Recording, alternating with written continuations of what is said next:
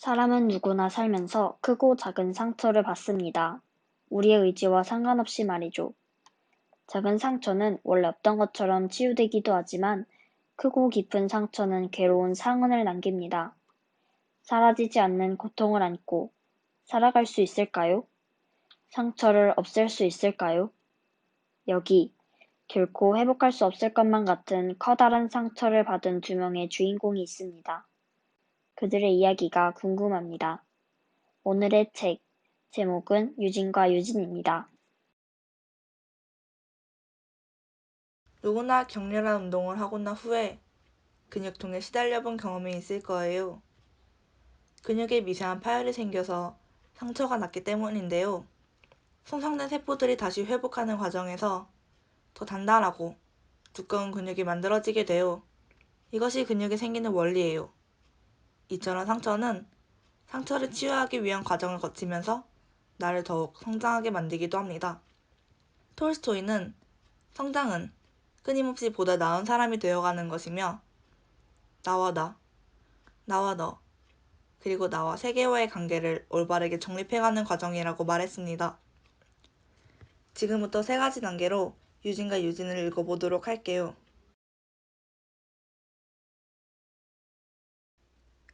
유진과 유진은 이름뿐만 아니라 유치원 원장으로부터 성폭행을 당한 경험까지 똑같은 두 명의 이유진의 성장담을 담은 소설입니다. 중학생이 되어 같은 반에서 만났지만 한 명의 유진은 다른 유진을 알아보지 못합니다. 둘은 키가 크고 작다는 이유로 큰 유진과 작은 유진으로 불리게 되는데요. 작은 유진은 큰 유진이를 만난 이후부터 잃어버린 기억이 신경 쓰입니다. 큰 유진은 큰 유진대로 작은 유진이가 신경 쓰이는데 어떻게 그렇게 큰 사건을 기억하지 못하는지 이해가 가지 않습니다. 작은 유진은 기억이 조금씩 돌아오지만 진짜 자신이 누구인지 혼란스러워합니다. 큰 유진의 부모님과는 다르게 따뜻한 말 한마디는커녕 강압적이고 폭력적으로 기억을 봉쇄했던 엄마에게 분노와 실망을 느끼며 방황하기 시작합니다. 학교에서 몸이 좋지 않아 점심도 먹지 않고 엎드려 있는데 두 명의 친구가 다가와 저에게 청소를 하지 않는다고 핀잔을 주었어요. 친하게 지냈던 친구였는데 배신감과 섭섭한 마음이 들어서 집으로 돌아와 엄마에게 위로받았던 기억이 있습니다. 그때 만약 엄마와 또 다른 친구들이 저를 위로해주지 않았다면 얼마나 힘들었을까요? 책을 읽는 내내 작은 유진이가 불쌍하게 느껴졌어요. 작은 유진이는 괴로울 때마다 이제 담배를 피우기 시작해요. 스스로 모범생이라고 생각하지 않기 때문에 공부 대신 불량 학생들이 추는 춤에 관심을 갖기 시작합니다. 처음에는 반항하기 위해 춤을 췄지만 추다 보니 생각보다 즐겁고 잘하고 있는 자신을 발견합니다. 댄스 학원에서 만난 희정 언니가 작은 유진이에게 해준 말이 기억에 남습니다. 시작은 누구 때문이었는지도 모르겠지만 결국 자신을 만드는 건 자기 자신이지. 살면서 받는 상처나 고통 같은 것을 자기 삶의 훈장으로 만드는가, 누덕누덕 기운 자국으로 만드는가는 자신의 선택인 것 같아. 큰 유진과 소라의 도움도 받았지만 끝내 자신을 찾기 위해 노력한 것은 작은 유진 자신이었습니다. 치열하게 아파보고 고민하고 부딪혀서 경험해야지만 비로소 자기 자신을 알 수 있다는 사실을 배웠습니다. 또 다른 성장소설 헤르만 헤세의 데미안이 떠오릅니다. 규율 속에서 바르게만 자랐던 주인공 싱클레어에게 데미안은 어쩌면 작은 유진과 큰 유진이 갑자기 겪은 시련 같은 것이 아니었을까요? 두 명의 유진과 싱클레어가 마지막에 성장할 수 있었던 이유는 자신의 내면에서 일어나는 수많은 상처와 파열들을 끈질기게 바라보면서 자신을 알아가는 노력을 멈추지 않았기 때문이에요. 싱클레어가 알에서 깨어나와 새가 되어 날아가는 장면과 이카루스의 날개를 달고 하늘을 나는 두 명의 유진이의 모습을 가만히 상상해 봅니다. 사건을 겪은 당시에 엄마와 아빠에게 충분한 위로와 애정을 받은 큰 유진은 나쁜 기억이지만 심각한 문제라고 생각하지는 않습니다. 초등학교 때 좋아했던 건우와 연락이 닿아 교제도 하고 누구보다 큰 유진이를 아끼고 믿어주는 절친한 친구 소라와도 즐겁게 지냅니다. 반면에 작은 유진이의 부모님은 사회적인 체면 때문에 도망치듯이 이사를 가고 아이의 기억을 강제로 지워버리려고 노력합니다.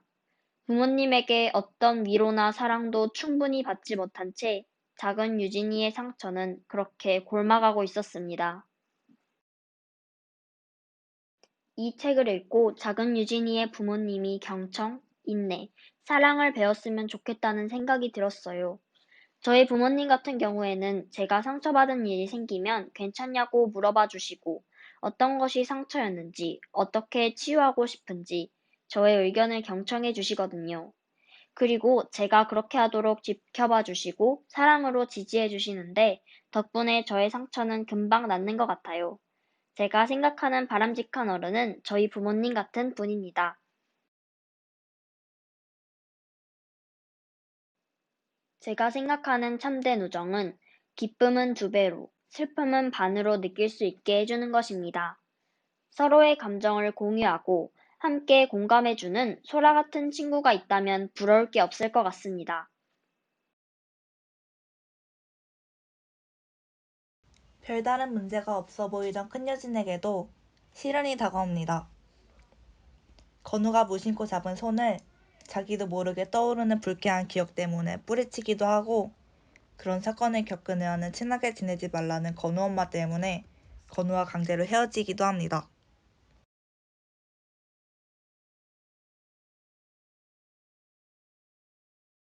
청소년 상담소 소장으로 일하면서 TV에도 나와 사회적으로 약자를 대변하는 발언을 했던 건우 엄마가 막상 성폭력 피해자가 자신의 아들과 사귀자 기겁하며 거부하는 위선적인 모습이 매우 충격적이었습니다.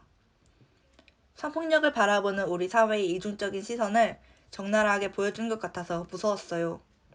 편견이란 공정하지 못하고 한쪽으로 치우칠 생각을 말하는데, 단지 성폭력을 당했다는 이유로 깨진 그릇 취급을 하는 어른들이 소름 끼쳤습니다.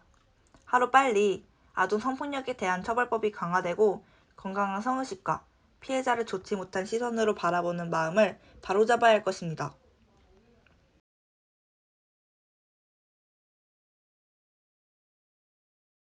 저는 큰여진은 톡톡 튀는 매력을 가진 김혜은이라는 배우가 맡았으면 좋겠습니다.